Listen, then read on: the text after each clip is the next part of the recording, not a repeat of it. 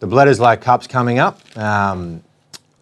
Australia hasn't won it since about 1902, and rugby in this country really is going through a bit of a rough patch, which is a shame because I'm a rugby man, I always have been. To watch a code that I love struggling the way it is at the moment is difficult, but there is still a lot of interest in the game. It's just being poorly operated and handled at the moment. The game itself in the worldwide stage has never been stronger. The Women's Rugby World Cup's on at the moment. Women's Sevens is growing, so the women's game's super strong.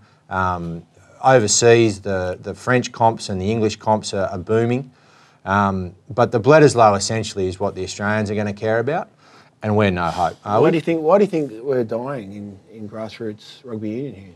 Look, I think the grassroots is probably where it's starting to have a real resurgence. Like if you go to Nakudji Oval on a Saturday afternoon now, it's packed to the rafters because people are sick of the Waratahs, you know. And what essentially they've done is they've brought in these overseas sides. They've brought in, the money comes from South Africa. Yep. That's where the money is from. And so they wanted their extra sides and they wanted to start playing against the Japanese sides and the Argentinian sides because they're closer to South Africa and they don't want to come over here. Like, for example, the Lions this year made the final without having played a Kiwi side.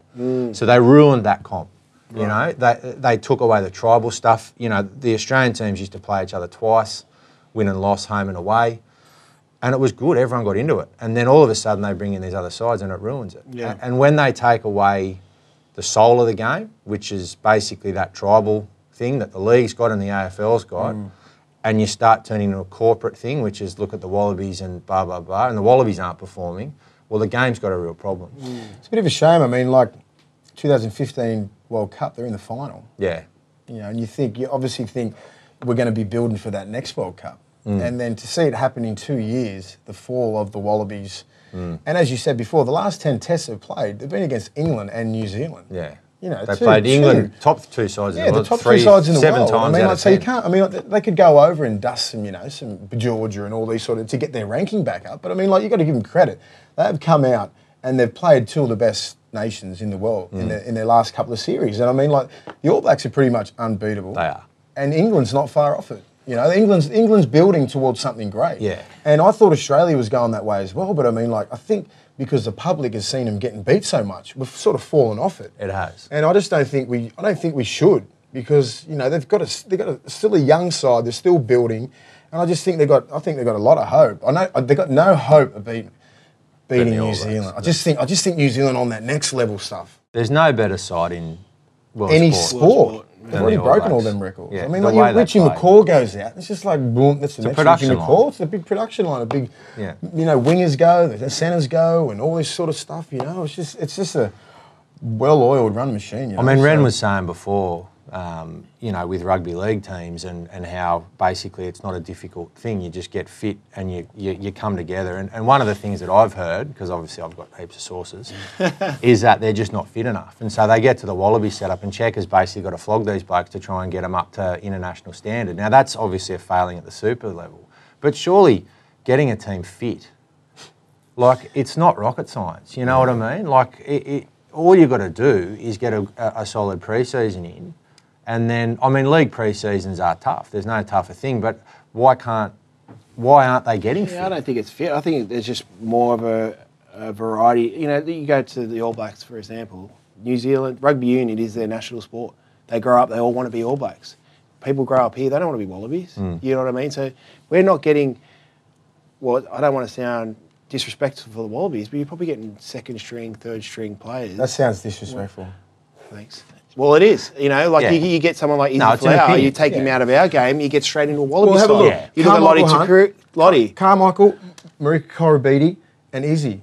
Like, Marika just went to Union this year. Well, that's my whole point. Curtis Rona. Like Curtis Rona. They just That come from club players that couldn't get past club level. They get a Wallaby jersey. Israel deserves a Wallaby jersey. Easy Not saying Carmichael doesn't, but Curtis Rona, he's a gun. But is it saying that, you know, just saying the talent is the league pool massive in talent that they have to steal from us and they can't grow their own people? Well, you look back over when you were playing, right? Like, what Wallabies, honestly, do you think would have played first grade league? I mean, obviously, you can take the forwards out because the body shapes are different. You're not having a prop playing league. But I think George Smith would have. You don't think? I think He's pretty skillful. Matt Giddo would have. Matt Giddo, Matt yeah, Giddo would have he's been tough. a good. I mean, like Curtly Beale would kill it. Curtly Beale would be a Curtly good Beale. player. It'd be a handful. I mean, it's mainly the backs could easily transition.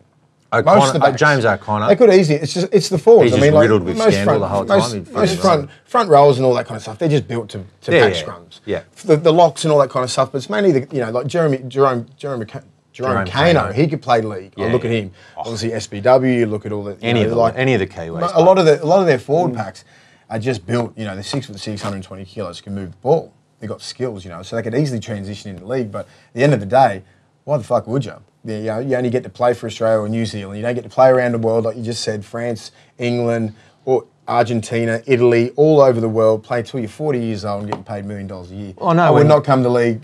When you were playing in France, I mean, admittedly, you had 2 stints, one obviously for Toulon and one with Catalan in the league, but you loved it in France.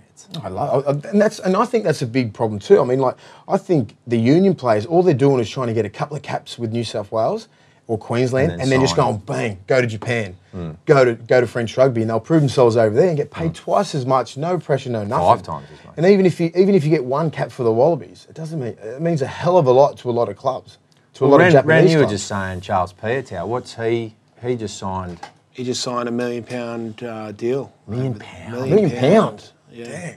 I mean, Phenomenal. good on him, really. I mean, You can't hate anyone who's making money. Yeah. If the money's there, I'll guarantee. I'll just say to any player, go get your money. Well, it takes You deserve it. It takes the shine off a Wallaby or All Black jersey if you're just going to go chase the money. Is it really worth staying in this? It depends what you want when you're younger. Do you want to be a Wallaby? Do you want to be an All Black? Or do you want to just make money?